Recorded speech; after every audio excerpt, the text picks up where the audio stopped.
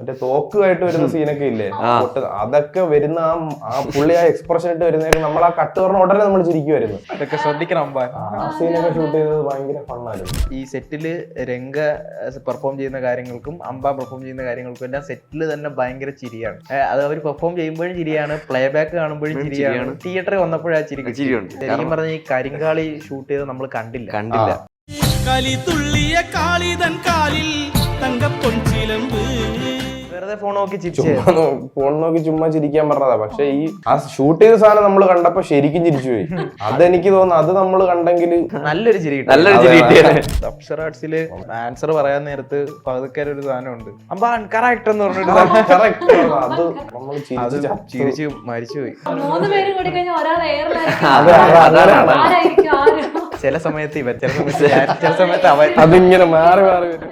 എല്ലാവർക്കും നമസ്കാരം. ഇന്ന് എൻ്റെ കൂടെ ഇന്റർവ്യൂവിൽ എത്തിയിരിക്കുന്നത് അടിപൊളി ഒരു ഗ്യാങ് തന്നെയാണ്. ഇപ്പം തിയേറ്ററുകളിൽ ആവേശം പരത്തിക്കൊണ്ട് ജനമനസ്സുകളുടെ ആവേശമായി മാറിയ ആവേശം മൂവിയിലെ ആ പയ്യന്മാരാണ്, ആ പിള്ളേരാണ് ഇന്ന് എൻ്റെ കൂടെ ഇന്റർവ്യൂവിൽ എത്തിയിരിക്കുന്നത്. ആദ്യം തന്നെ എല്ലാവർക്കും സ്വാഗതം പിള്ളേർക്ക്. അതുപോലെ തന്നെ ആദ്യം രംഗണ്ണനോട് ഒരു കാര്യം പറഞ്ഞിട്ട് തുടങ്ങാം. രംഗണ്ണ, പിള്ളേരെ ഞങ്ങൾ കുറച്ച് നേരത്തേക്ക് ഇന്റർവ്യൂവിന് കൊണ്ടുവന്നിട്ടുണ്ട്, അതുകൊണ്ട് അന്വേഷിക്കണ്ട. എടാ മോനെ ഹാപ്പി അല്ലേ? അന്വേഷിക്കും തോന്നുന്നില്ലേ?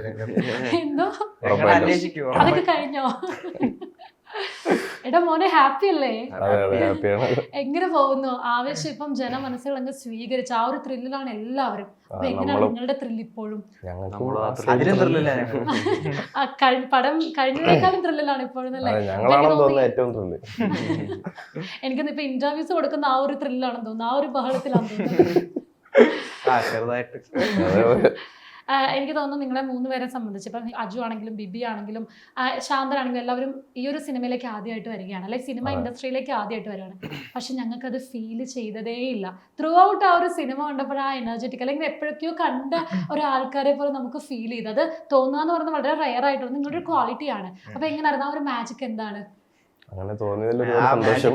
ആ മാജിക്കിന്റെ പേരാണ് ജിത്തു ചേട്ടൻ. അതെ, ജിത്തു മാധവൻ. അതൊരു മാജിക് ആണെങ്കിൽ അല്ല, നിങ്ങള് കണ്ടപ്പോൾ അല്ലെങ്കിൽ സംസാരിച്ചപ്പോൾ സെറ്റിലൊക്കെ ആദ്യമായിട്ടായിരിക്കുമല്ലോ മിങ്കിൾ ചെയ്യുന്നത്. അപ്പം എങ്ങനെ നിങ്ങളുടെ ആ ഒരു ഗ്യാങ് പെട്ടെന്ന് ഡെവലപ്പ് ചെയ്ത ആ ഒരു കോമ്പിനേഷൻ എങ്ങനെയായിരുന്നു? നമുക്ക് നമ്മള് ഷൂട്ടിന് 1 month മുമ്പ് തന്നെ ബാംഗ്ലൂർ പോയിട്ടുണ്ടായിരുന്നു. അപ്പൊ ആ ഒരു ബോണ്ട് കിട്ടാൻ വേണ്ടിയിട്ട്, അതായത് നമ്മള് 3 പേരാണ് പിന്നീട് അങ്ങോട്ട് പോകുന്നത്. അപ്പൊ ആ ഒരു ബോണ്ട് കിട്ടാൻ വേണ്ടിയിട്ട് തന്നെ നമ്മൾ 1 month മുമ്പേ ബാംഗ്ലൂർ പോയി. പിന്നെ നമ്മൾ ഒരുമിച്ചായിരുന്നു താമസം. അപ്പോൾ അങ്ങനെ നമ്മളിപ്പോ പുറത്തു വന്നെങ്കിലും എല്ലാം നമ്മുടെ ഈ ഒരു മീൻസ് നമ്മുടെ ബോണ്ടിന് വേണ്ടി നമ്മളൊന്നും ചെയ്തിട്ടില്ല. നമ്മൾ ജസ്റ്റ് മീറ്റ് ചെയ്തപ്പോ തന്നെ ഓക്കെ ആയിരുന്നു ഞങ്ങൾ 3 പേരും. അപ്പൊ ആ ഒരു സംഭവമാണ് പിന്നീട് അങ്ങോട്ട് വർക്ക്ഔട്ട് ആയിരുന്നു. നിങ്ങളെ 3 പേരും എല്ലാം കോമ്പിനേഷൻ സീൻസ് ആണ് ഉണ്ടായിരുന്നത്. അതുപോലെ ഫഫ ഒരു രക്ഷ ഉണ്ടായിരുന്ന ഒരു ക്യാരക്ടർ ആയിരുന്നു. എടാ മോനെ എന്ന് പറഞ്ഞ് തുടങ്ങിയ ആ ഒരു ക്യാരക്ടർ ത്രൂ ഔട്ട് വൈബ് നിങ്ങളുടെ കൂടെ, അതായത് നിങ്ങൾ ആളുടെ കൂടെ പിടിച്ചു നിൽക്കുകയായിരുന്നു ത്രൂ ഔട്ട് ആ ഒരു എനർജി. അപ്പൊ എങ്ങനെ ഉണ്ടായിരുന്നു ഫഫ സെറ്റിലൊക്കെ? ഭയങ്കര സീനായിരുന്നു, മീൻസ് അടിപൊളിയായിരുന്നു. വേറെ സീനായിരുന്നു, രംഗയായിരുന്നു സെറ്റില്. അതെ, ഒരു ഫഹദ് ഫാസിലിനെ പറ്റി നമുക്ക് അവിടെ കാണാൻ പറ്റിയ രംഗയാണ്. നമ്മള് കൂടെ അഭിനയിക്കുമ്പോഴും നമുക്ക് നമ്മളെ തന്നെ പറഞ്ഞ് ഇപ്പൊ ഫഹദൊക്കെയാണെന്ന് നമുക്ക് തോന്നിക്കഴിഞ്ഞാൽ നമുക്ക് ടെൻഷൻ ആവുമല്ലോ. അപ്പൊ അതുണ്ടാവാതിരിക്കാൻ നമ്മൾ ഇത് രംഗയാണ് അങ്ങനെ തന്നെ വിചാരിച്ച് നമ്മള് പെർഫോം ചെയ്യാൻ വേണ്ടി ശ്രമിക്കും. ജിത്തു ചേട്ടൻ അതാ പറഞ്ഞിട്ടുള്ളത്, നീ ഇത് രംഗയാണെന്ന് വിചാരിച്ചാൽ മതി, നിന്റെ മുമ്പിൽ നിൽക്കുന്ന രംഗയാണ്, അപ്പൊ അങ്ങനെ പെർഫോം ചെയ്താൽ മതി. അപ്പൊ നമ്മള് പുള്ളി അങ്ങനെയാണ് കണ്ടത്. സെറ്റിൽ വരുമ്പോ പുള്ളി രംഗയാണ്, പുള്ളി അങ്ങനെ നിൽക്കുന്നത്. നിങ്ങളിപ്പം അഭിനയിച്ചു തുടങ്ങുന്നത് ആദ്യമായിട്ട് ഫഹദ് ഫാസിലിന്റെ കൂടെ ത്രൂ ഔട്ട്, അതായത് എനിക്ക് തോന്നുന്നു എല്ലാ സീനുകളും തന്നെ നിങ്ങളും ഉണ്ട്. അപ്പം ഏതായിരുന്നു ആദ്യമായിട്ട് ഷൂട്ട് ചെയ്ത ആ ഒരു ഷോട്ട്? ഏതായിരുന്നു? ഫഹദിക്കായിട്ടാണോ അതോ നമ്മുടെ ആണോ? നിങ്ങളും ഫഹദ് ഫാസിലുമായിട്ട്, രംഗാണ്ണനും പിള്ളേരുമായിട്ട് ബാറിലെ പരിചയപ്പെടുന്നത് തന്നെയായിരുന്നു ഫസ്റ്റ് ഷൂട്ട് ചെയ്തത്. അപ്പൊ എങ്ങനെയായിരുന്നു ആ ഒരു എക്സ്പീരിയൻസ്? അത് സംഭവം ആദ്യം എന്ന് വെച്ചാൽ പുള്ളിയായിട്ട് ആദ്യം പരിചയപ്പെടാൻ പോകുന്നത് ബിബിയും ബാക്കി പിന്നെ രണ്ടാമത് അജുവും ശാന്തരുമാണ് പോയത്. അപ്പൊ ഇവന്മാര് പറഞ്ഞ് ടെൻഷനാക്കെന്ന് പറഞ്ഞാൽ അറിയാലോ, മറ്റേ ഓൾ ദ ബെസ്റ്റാ. ടെൻഷൻ അടിച്ചിരിക്കുമ്പോ ഓൾ ദ ബെസ്റ്റ് പറയുമ്പോ അറിയാലോ, ഓൾ ദ ബെസ്റ്റ് ആണ് ആ സമയത്ത് ഏറ്റവും വലിയ ടെൻഷൻ. അപ്പൊ എന്താണ് ആളിയാ, ഇതാണ് സീൻ, ഇതാണ് പൊളിക്കണം എന്നൊക്കെ ഇവന്മാര് പറയുന്നുണ്ട്. അപ്പൊ അത് കുറച്ചുകൂടെ ഒരു ടെൻഷൻ ആവുന്നുണ്ട്. പക്ഷെ എന്നിട്ട് ഇവന്മാര് പറയുന്നുണ്ട്, അളിയ ടെൻഷൻ ഒന്നും വേണ്ട, അത് വേറെ. അങ്ങനെ അത് ഓർമ്മയില്ല കൃത്യമായിട്ട്. പക്ഷെ പുള്ളിയായിട്ടുള്ള സീനിൽ നമ്മൾ ശ്രദ്ധിച്ചിട്ടുണ്ട്. നമ്മൾ കിടന്ന് മോശമാക്കി ഒരുപാട് ടേക്ക് പോയി കഴിഞ്ഞാൽ പുള്ളിക്ക് അതൊരു ഡിസ്കംഫോർട്ടാണ്. പക്ഷെ പുള്ളി അങ്ങനെയൊന്നും വിചാരിക്കുന്ന ആളല്ല. പക്ഷെ നമ്മള് കോൺഷ്യസ് ആയിരുന്നു, അങ്ങനെ പാടില്ല. അതുകൊണ്ട് നമ്മൾ മാക്സിമം ചെയ്തു. കംഫർട്ട് ആക്കാൻ വേണ്ടി. അതൊക്കെയാണ് എനിക്ക് തോന്നുന്നു നമ്മളെ കംഫർട്ട് ആക്കിയത് അതൊക്കെയാണ് അത് ബ്രേക്ക് ചെയ്തത്. കൂടുതൽ എന്തെങ്കിലും പറഞ്ഞ ടിപ്സോ ഒരുപാട് ഷോട്ടൊക്കെ എടുത്തതിന് ശേഷം പുള്ളി ഇങ്ങനെ ഓരോ കാര്യങ്ങളൊക്കെ അതിന്റെ ബ്രേക്കിൽ നമ്മളിങ്ങനെ ഷോട്ടുകളുടെ ഇടയിൽ നമ്മൾ ഒരുപാട് സംസാരിക്കുമായിരുന്നു, കുറെ കാര്യങ്ങൾ പറഞ്ഞു തന്നിട്ടുണ്ട്. അപ്പൊ അതൊക്കെ ആയിരിക്കും ആദ്യം നമുക്ക് ആ ഒരു ആ സാധനം ഒന്ന് ബ്രേക്ക് ആവാനും കുറച്ചും കൂടെ കംഫർട്ടബിൾ ആയിട്ട് പതുക്കെ ആയിട്ട് ചെയ്യാനൊക്കെ. അപ്പൊ അതൊക്കെ തന്നെയാണ് അത് വന്ന് നമ്മൾ അതൊക്കെ പറയുന്ന കാര്യം ഇത്രയായിരിക്കും. നമ്മളിത് ഡിസ്കസ് ചെയ്ത് അതായിരുന്നു നമ്മുടെ എന്റർടൈൻമെന്റ്. അപ്പം അതായത് 3 കുട്ടികൾ പഠിക്കാൻ വേണ്ടിയിട്ട് ബാംഗ്ലൂർ പോകുന്നു, ബാംഗ്ലൂർ ചെല്ലുന്നു, അതിനുശേഷം സീനിയേഴ്സിനെക്കാളും അങ്ങനെ റാങ്കിങ് കാര്യങ്ങൾ അടിക്കാനൊക്കെ തോന്നുന്നു. അപ്പം അതിനുശേഷമാണ് നിങ്ങൾ രംഗാണനെ കാണുന്നതൊക്കെ. അപ്പം ഇങ്ങനൊരു രംഗാണൻ നിങ്ങളുടെ റിയൽ ലൈഫിൽ ഉണ്ടായിരുന്നെങ്കിൽ കൂടെ, അപ്പം കള്ളിന് കള്ള്, ഫുഡിന് ഫുഡ്, നിങ്ങളെ ആരും തൊടാൻ നോക്കിക്കഴിഞ്ഞ് കഴിഞ്ഞാൽ അവരെ അടിക്കുന്നു, ഇങ്ങനെ രംഗാണൻ റിയൽ ലൈഫിൽ ഉണ്ടായിരുന്നെങ്കിൽ എപ്പോഴും ചിന്തിച്ചിട്ടുണ്ടോ? അങ്ങനൊരു രംഗം വേണ്ട. റിയൽ ലൈഫ് ഉണ്ടെങ്കിൽ ഡിഗ്രി ഒക്കെ പാസ്സായനെ. അല്ല, അങ്ങനെ ഉണ്ടായിരുന്ന നിങ്ങൾ എങ്ങനെയൊക്കെ എൻജോയ് ചെയ്തേനെ? ഇപ്പം അത് നമ്മുടെ പടത്തിൽ തന്നെ ഒരു +2 കഴിഞ്ഞിട്ട് കോളേജിൽ കയറിയ പിള്ളേരുടെ ഒരു ഫാന്റസിയാ. ഞങ്ങളിപ്പോ ഡിഗ്രി ഒക്കെ കഴിഞ്ഞ് എന്നാലും ഒരുപാട് വയസ്സൊന്നും ആയില്ല, എന്നാലും ഡിഗ്രി ഒക്കെ ഇപ്പൊ നമുക്ക് അത് നോക്കുമ്പോ അതൊന്നും അങ്ങനെ ഒരു എൻജോയ്മെന്റിലോട്ടൊന്നും ഇപ്പൊ എന്താ കള്ളു വാങ്ങിച്ചു തരിക, പെണ്ണിനെ റൂമിൽ കയറ്റുമ്പോഴൊക്കെ ഓടി നടക്കുന്ന സീനൊക്കെ. അപ്പൊ അങ്ങനെ ഒരു എൻജോയ്മെന്റ് ഇപ്പൊ അങ്ങനെ ആഗ്രഹിക്കുന്നില്ല, വേണ്ട എന്നൊരു തോന്നലാണ്. അങ്ങനെ ഒരു രംഗം ഉണ്ടെങ്കിൽ പണ്ടൊക്കെ ഡിങ്കാന്നൊക്കെ വിളിക്കുമ്പോഴത്തേനും ഡിങ്കൻ വന്നെല്ലാം ഹെൽപ്പ് ചെയ്യുന്ന വിളിക്കുമ്പോ ഓടി എല്ലാ കാര്യങ്ങളും ചെയ്തു തരുന്നത് അങ്ങനെ ഒരാളെയാണ് ഞാൻ ഉദ്ദേശിച്ചത്. അത് അങ്ങനെ ഒരാള് എല്ലാവർക്കും അല്ലേ ഉണ്ടായിരുന്നുവെങ്കിൽ കൊള്ളാമായിരുന്നു അല്ലേ? ഇപ്പൊ പറഞ്ഞ പോലെ സഹായം മാത്രം ഒന്നും വേണ്ട. പടം പറയാൻ ഞങ്ങക്ക് വേണ്ട. ഇപ്പം ശാന്തൻ എന്ന് പറഞ്ഞ ക്യാരക്ടർ വളരെ രസകരമായിട്ട് തന്നെ ചെയ്തിട്ടുണ്ട്. അതിനകത്തൊരു സീനുണ്ട്, അഭിനയിക്കാൻ താല്പര്യമുണ്ടോ നിങ്ങൾക്ക് എന്ന് പറഞ്ഞ് നിങ്ങളെ കൂട്ടിക്കൊണ്ട് പോകുന്നത്, എന്നിട്ട് അവിടെ ചെല്ലുമ്പോഴാണ് പുലി കളിക്കാണ് അഭിനയിക്കേണ്ടതെന്ന് അറിയുന്നത്.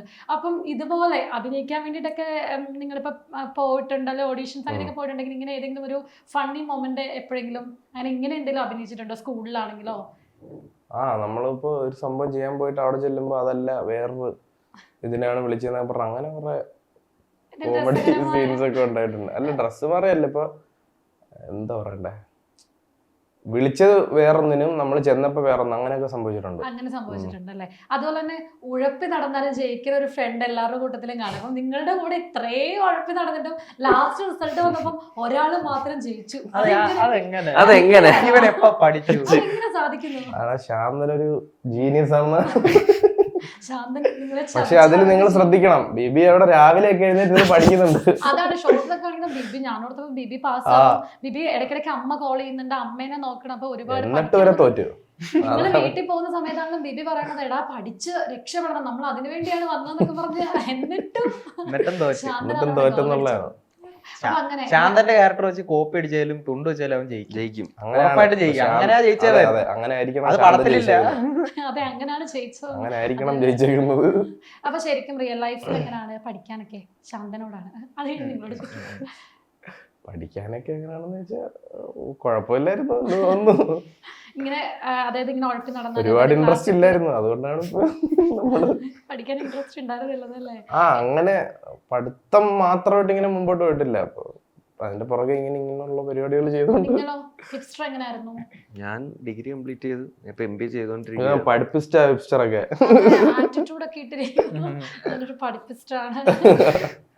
MBA ചെയ്തോണ്ടിരിക്കുകയായിരുന്നു. അപ്പൊ പിന്നെ ഇപ്പൊ നിർത്തി. ഞാൻ ബാംഗ്ലൂർ പോയപ്പോഴത്തേക്ക് ഡ്രോപ്പ് ചെയ്തിട്ടാണ്. എങ്ങനെയായിരുന്നു ക്ലാസ് ഒക്കെ കട്ട് ചെയ്തൊക്കെ തന്നെയാണോ പഠിച്ചത്? ക്ലാസ് കട്ട് ചെയ്താൽ പഠിക്കാൻ പറ്റില്ലല്ലോ, നമ്മളിപ്പോ പഠിക്കാനല്ലേ ക്ലാസ്സിൽ പോകുന്നത്. അല്ല ക്ലാസ് കട്ട് ചെയ്യും, അത് ഏറ്റവും കൂടുതൽ എന്തിനായിരിക്കും ക്ലാസ് കട്ട് ചെയ്തിട്ട്? സിനിമയ്ക്ക് പോകാൻ വേണ്ടിട്ടല്ല, തല്ലുണ്ടാക്കാനും ക്യാൻറ്റീനിൽ പോയിരിക്കാനും ഒന്നും അല്ല. ഇല്ല, എന്റെ കോളേജ് ക്യാൻറ്റീൻ ഒന്നും ഇല്ലായിരുന്നു. ഞാൻ പഠിച്ച കോളേജിൽ എല്ലായിടത്തും ക്യാമറ ഉണ്ടായിരുന്നു. ആകെ അവിടെ ഒരു ബാത്റൂമിൽ മാത്രമേ ഇരിക്കാൻ പറ്റുള്ളൂ. അപ്പൊ ഞാനും എന്റെ കൂട്ടുകാരും കൂടെ ബാത്റൂമിൽ ഇരിക്കും, താല്പര്യമില്ലാത്ത പീരീഡ്. അതുപോലെ തന്നെ കുട്ടികൾ തൊട്ട് എല്ലാവർക്കും ഇഷ്ടമുള്ള ക്യാരക്ടറാണ് അമ്പണ്ണൻ എന്ന് പറഞ്ഞിട്ടുള്ള ക്യാരക്ടർ. അപ്പം അമ്പേട്ടൻ അമ്പേട്ടനും ഒരുപാട് ഇഷ്ടപ്പെട്ടു. എല്ലാവരും ഒരു ഇരു കഴിഞ്ഞിട്ട്, അതായത് ഓരോ എക്സ്പ്രഷൻസ് ആണെങ്കിലും ക്ലൈമാക്സ് സീനിലൊക്കെ അമ്പേട്ടന്റെ കണ്ട് കുട്ടികളൊക്കെ ഭയങ്കര ചിരിയായിരുന്നു ത്രൂ ഔട്ട്. അപ്പൊ എങ്ങനെ ഉണ്ടായിരുന്നു അമ്പേട്ടനുമായിട്ടും സെറ്റിലൊക്കെ? സജിൻ ചേട്ടന് എന്താ പറയണ്ട, സജിൻ ചേട്ടന് ഇതുപോലെ നമ്മള് പുള്ളിയായിട്ട് പരിചയപ്പെട്ട ഫസ്റ്റ് ഡേ തന്നെ ഭയങ്കര സിങ്കായി. സജിൻ ചേട്ടൻ പറഞ്ഞ സെറ്റായി. സെറ്റായി.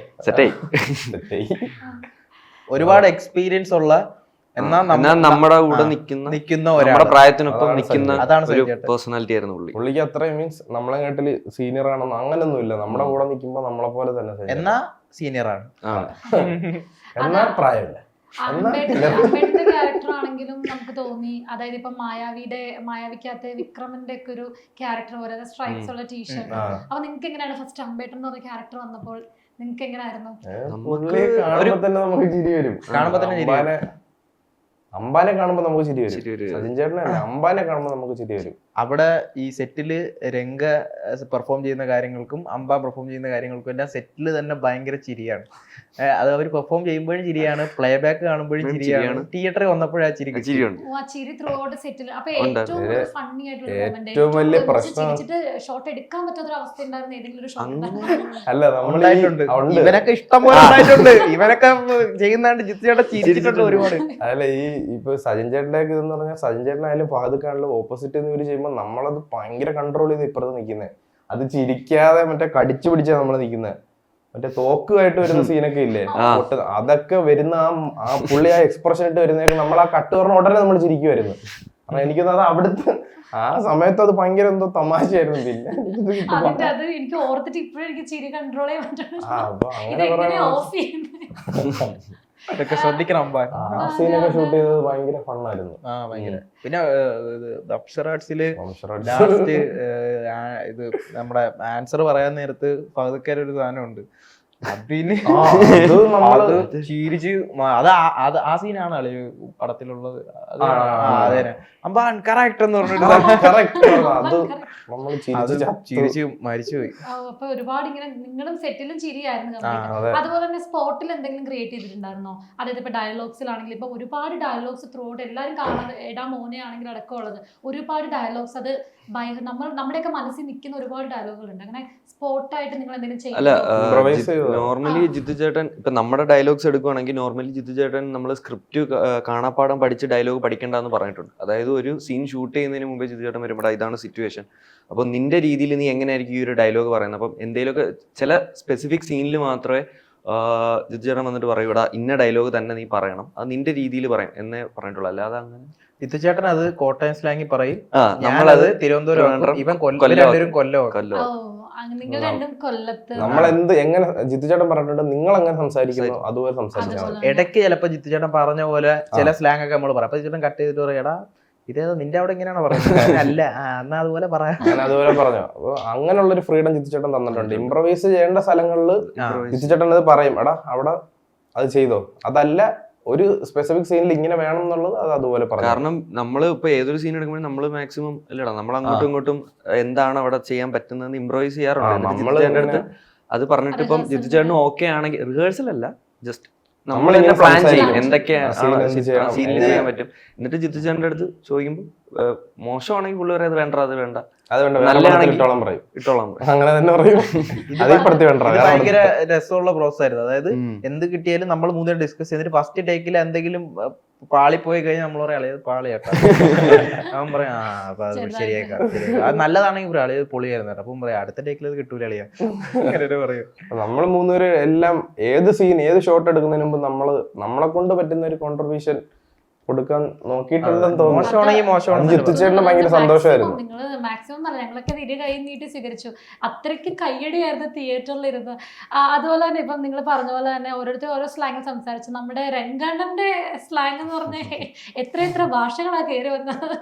അപ്പം ഈ ആ ഒരു സിനിമ കണ്ടപ്പോൾ എനിക്ക് പേഴ്സണലി തോന്നിയത് ചട്ടമ്പിനാടിലെ മല്ലയ്യ, നായിന്റെ പട്ടിമോനെ അങ്ങനെ സംസാരിക്കണ പോലെ തോന്നി. പിന്നെ കുമ്പളങ്ങിനായിട്ടുള്ള ഷമ്മി, ഇമോഷണൽ സീൻസ് ഒക്കെ അതുപോലെ തന്നെ നമ്മളോട്ട് എക്സ്പെക്ട് ചെയ്യാത്ത ഒരുപാട് എലമെന്റ്സ് ആഡ് ചെയ്തിട്ടുണ്ടായിരുന്നു. പിന്നെ രംഗണ്ണ വന്നിട്ട് ഇൻസ്റ്റഗ്രാം റീൽ ചെയ്തത് അതൊക്കെ ഒരുപാട് രസം. അപ്പൊ നിങ്ങളെ എങ്ങനെയായിരുന്നു അതിന്റെയൊക്കെ ഷൂട്ടും അതൊക്കെ? കരിങ്കാളിയാണോ? ആ കരിങ്കാളി. ശരിക്കും പറഞ്ഞ ഈ കരിങ്കാളി ഷൂട്ട് ചെയ്ത് നമ്മൾ കണ്ടില്ല.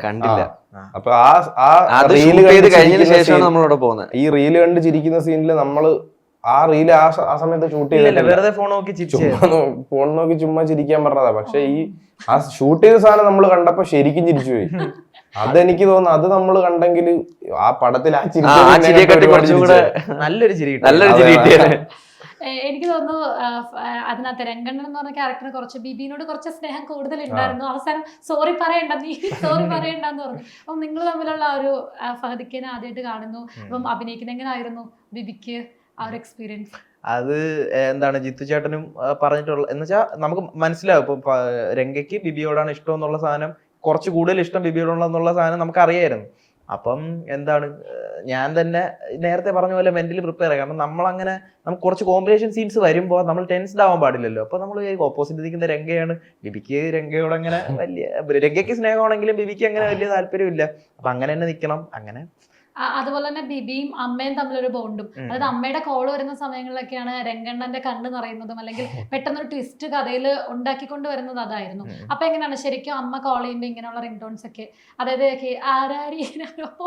അങ്ങനെ ലൈക്ക് അങ്ങനെ സോങ്സ് ഒക്കെ ഇട്ടിട്ടുണ്ടായിരുന്നു. അപ്പൊ അങ്ങനെ എന്തെങ്കിലും ആ സോങ്സ് ഒക്കെയാണോ റിംഗ് ടോൺ ആയിട്ട്? അല്ല, എപ്പോഴെങ്കിലും ഇട്ടിട്ടുണ്ടായിരുന്നു, പണ്ടൊക്കെ ഇട്ടിട്ടുണ്ടായിരുന്നു. ഇത് തന്നെ തന്താരൻ ഇട്ടിട്ടുണ്ടല്ലോ, അങ്ങനെ ചെയ്യും. ഇപ്പൊ അങ്ങനെയൊന്നുമില്ല. അമ്മ ഫിലിം കണ്ടിട്ട് എന്താണ് പറഞ്ഞത്? അമ്മയൊക്കെ ഭയങ്കര ഹാപ്പിയായി. ഒരുപാട് റിലേറ്റീവ്സ് ഒക്കെ വിളിച്ചു, അടിപൊളിയാണെന്ന് പറഞ്ഞു. അവരൊക്കെ ഭയങ്കര ഹാപ്പി. വീട്ടിലൊക്കെ എല്ലാരും ഭയങ്കര ഹാപ്പിയാണ്. എല്ലാരും ഭയങ്കര ഹാപ്പിയാണ്, ഭയങ്കര എക്സൈറ്റഡ് ആണ്. എന്താ പറയണ്ടെന്ന് അറിയത്തില്ല. നന്നായിട്ട് ചെയ്തു അല്ലെങ്കിൽ അവർക്ക് ഈ സിനിമയാണ് ഭയങ്കരമായിട്ട് തോന്നിയത്. നമ്മളെ കാണുന്നേക്കാളും ഈ ചില പടത്തിലെ വേറെ സർപ്രൈസുകളാണ് അവര് നമ്മളടുത്ത് എടുത്ത് പറയുന്നത്. ഓവറോൾ ഒരു ഇതാണ് അവർക്ക് ഇഷ്ടപ്പെട്ടിട്ടുള്ളത്. എന്നാലും അവര് ഭയങ്കര എൻജോയ് ചെയ്ത്, എല്ലാവരും ഒന്നടങ്കം കേരളം ഒന്നടങ്കം എൻജോയ് ചെയ്തെന്ന് ഉറപ്പാണ്. അപ്പൊ ഞാൻ ചെറുതായിട്ട് കോളേജ് റൗണ്ടിലേക്ക് പോവുകയാണ്. നിങ്ങളെല്ലാവരും കോളേജ് കഴിഞ്ഞ കോളേജ് കുമാരന്മാരാണ്. അപ്പം കോളേജിൽ ഇതുപോലെ ആരെങ്കിലും ഒക്കെ ശരിക്കും തല്ലാനായിട്ട് പ്ലാൻ ഇട്ടിട്ടുണ്ടായിരുന്നോ? അവനൊരു അടി കൊടുക്കണം തോന്നിയിട്ടുണ്ട്. അതെ തോന്നിയിട്ടുണ്ട്, പക്ഷേ പഠിപ്പിയായിരുന്നൊക്കെ ഇല്ല. എന്നാലും എങ്ങനെ സീനിയേഴ്സിന്റെ അടുത്ത് എനിക്ക് വഴക്കൊക്കെ ഉണ്ടായിട്ടുണ്ട്. നാട്ടിലോ അല്ലെങ്കിൽ അല്ല കോളേജിൽ ഇങ്ങനെ വഴക്കൊക്കെ ഉണ്ടായിട്ടുണ്ട്. വഴക്കുണ്ടായിട്ടുണ്ട്. അപ്പൊ അടിക്കണം എന്നല്ല, അടി കൊടുത്തിട്ടുണ്ടോ? അടി ഉണ്ടായിട്ടുണ്ട് അല്ലേ? അടി ഉണ്ടാവുന്നുണ്ട്, പക്ഷെ അങ്ങനെ മനഃപൂർവ്വം നമ്മൾ അടിക്കണം അങ്ങനെയില്ല. അടി അങ്ങനെയൊന്നും.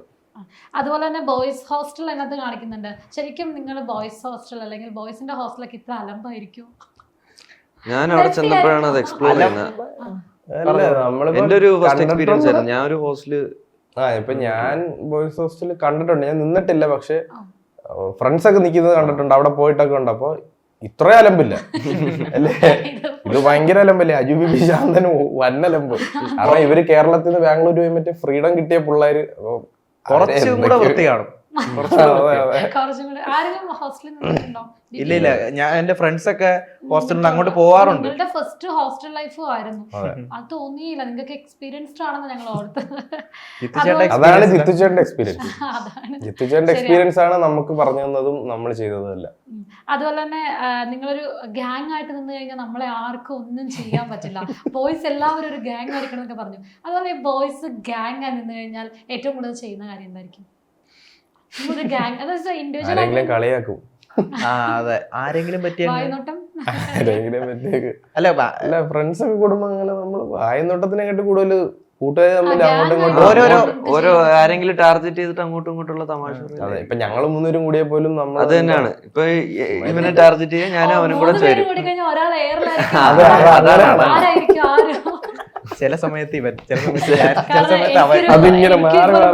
നമ്മുടെ ഇതില് അതിപ്പം എന്താണ് അബദ്ധവശം എന്തെങ്കിലുമൊക്കെ വരും. അപ്പൊ അതില് നമ്മള് കയറി പിടിക്കും. അങ്ങനെ അല്ല, പിടിച്ചു കഴിഞ്ഞാൽ മറ്റവൻ സപ്പോർട്ട് ചെയ്യും. അതെ, ഇപ്പൊ ഇവൻ എന്തെങ്കിലും പറഞ്ഞൊരു ഫ്രണ്ട് സർക്കിൾ ഉണ്ട്. അപ്പൊ കൂടുതലും ഞാനായിരിക്കും എയറിലാവുന്നത്. അവര് കൂടിക്കഴിഞ്ഞാൽ, അതാണ് ഞാൻ ചോദിച്ചത്. അപ്പം 3 പേര് കൂടിക്കഴിഞ്ഞാൽ ഒരാൾ എന്താണ് എയറിലായിരിക്കും. ഈക്വൽ ആയിരിക്കും. നമ്മളത് ടാലി ചെയ്ത് കൊണ്ടുപോകും.